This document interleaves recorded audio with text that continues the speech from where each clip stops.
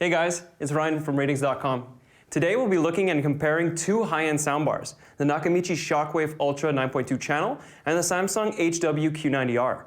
They are both very popular Atmos-enabled models that aim to challenge a full home theater system. The Nakamichi is a full 9.2.4 setup supporting 2 subwoofers and 4 discrete surround speakers.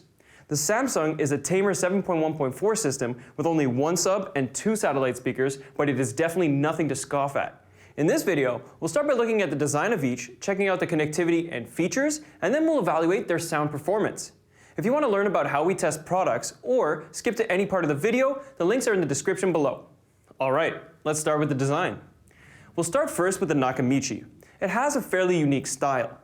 The bar is made of mostly black plastic with a black metal grille and has slanted sides with gray slivers adorning the edges, as well as a small logo in the middle of the bar. It's sort of futuristic. The build quality is good, with no obvious gaps or problematic areas, and the bar has some heft to it. The satellites are a little more straightforward, but still possess a similar design language. They are mostly gray plastic with a black metal grille. They can be oriented in 2 different ways, either standing up or on its side, depending on the type of setup you would like to have. I'll talk about that more in a little bit. The satellites are not wireless and have to be plugged into the subwoofers, which are wireless to the bar. Speaking of which, let's take a look at the 2 large subwoofers. They are mostly made of thin wood and have a sleek design. The speaker is mounted on the underside of the cabinet, as you see here. Now, for the Samsung. The Q90R is a large bar that is almost as long as our table, so you'll need a sizable entertainment cabinet to fit it in front of your TV. The bar is noticeably heavier than the Nakamichi and is made of plastic on the back with a full metal grille covering the front and the top of the bar. It has a traditional design that is sleeker than the Nakamichi, but isn't as special to look at. The Q90R has 2 satellites compared to the Nakamichi's 4, but the Samsungs are wireless to the bar. They must be oriented standing up because they have an extra upward firing Atmos driver built in. The satellites follow the same design language as the bar, with a gray plastic back and metal grille on the top and front. Do note that the satellite speakers on the Samsung Q90R are rear surrounds and not regular surrounds. The overall design is more cohesive on the Samsung, but both look and feel great. Now, a good-looking soundbar is important, but it's also important to make sure it connects to your setup. Let's take a look at the connectivity of each bar. Both bars offer great connectivity options. A standard optical audio port is present on both, but if you want to take advantage of better audio formats, you'll need to connect via HDMI. The Nakamichi has more HDMI in ports with 3 compared to Samsung's 2, and the Nakamichi also has a 3.5mm headphone jack and a USB port, which was omitted on the Samsung. They both have full support for all major audio formats, including Atmos, through HDMI in, and drop a few formats if you want to connect through ARC. This is due to bandwidth limitations via ARC, but lossy Atmos is still supported via ARC because the signal is passed along to the bar as Dolby Digital Plus. Neither bar supports eARC, unfortunately. The Samsung was supposed to receive an update last year to upgrade the bar to eARC, but as of the making of this video, it is still not available. Both bars support almost all formats, with clear advantages and disadvantages to each. The Nakamichi has more ports for connecting to your system, but can only be connected to wirelessly through Bluetooth, whereas the Q90R can also be connected through Wi-Fi.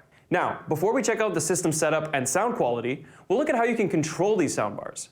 They both have screens on the front to let you know the important information about the bar, including power and volume, and what input and sound mode you're in.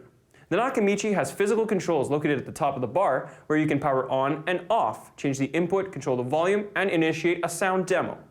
The Q90R has the same physical inputs located here at the backside of the bar, minus the demo button. Not sure how useful that button is on a day-to-day basis, but it could be fun to show off from time to time. The remotes are very different. Samsung's remote has a very familiar design as it is modeled after their TV remotes. It is small and simple to use, with very few buttons that are clearly laid out.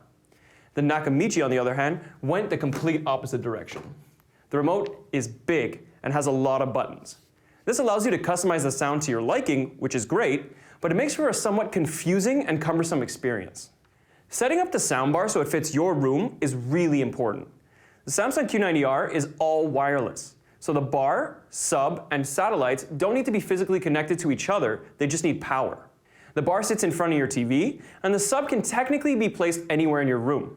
If you care about getting the best bass, however, it may take a little bit of an investigation to see where it should go in your room, since everyone's room is different. In our testing room, we place all subwoofers on the side of the TV stand for every soundbar we test, so the results are comparable under our stringent testing conditions. This means your experience at home may differ, but our results aim to show you the relative difference between the two under the same exact conditions. The Nakamichi Shockwave Ultra 9.2 is a different story. The bar and sub are wireless to each other, only requiring power, but the satellites must be connected directly to the sub, one on each side of the room. This means there are 2 wires connected into each sub, but the satellites don't need to be plugged into power. The Nakamichi also has an SSE, or Spatial Surround Elevation setting, that changes the behavior of the sound, especially in Atmos. There is also a preset room size option, so you can tune the bar to a preset calibration depending on the size of your room. You can place the satellites upright or laying down, depending on the type of elevation you want. For our testing, we tried to best achieve the 9.2.4 setup by using the Hybrid Elevation 1 speaker setup, meaning the surrounds were laying down and the rear surrounds were upright.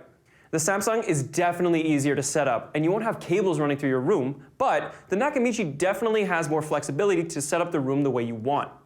Now that the setup is out of the way, let's check out the sound. This is arguably the most important aspect of a soundbar, so let's see how the two stack up against each other. We measure the stereo, center, surround, and Atmos frequency responses of each bar with MicZilla here to evaluate the sound signature. The stereo frequency response of the Nakamichi is decent. The overall sound is quite warm and bass heavy, and its low frequency extension is at 48 Hz even though it has 2 subs, which is disappointing. Its high frequency extension at 5700 Hz is not great. Most sounds in the 100 to 2000 Hz range are fairly balanced though, which is good. We test stereo frequency response without any digital signal processing and did notice an audible change when switching between sound modes, but didn't measure the differences. The Samsung has a much more balanced stereo frequency response, with a nice low frequency extension at 28 Hz and a mostly neutral sound signature that packs nice bass. For music lovers, the Samsung Q90R is the better option.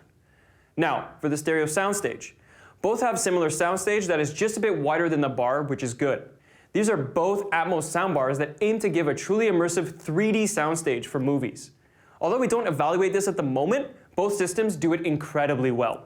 Sounds come from in front, beside, behind, and above you with both of these bars.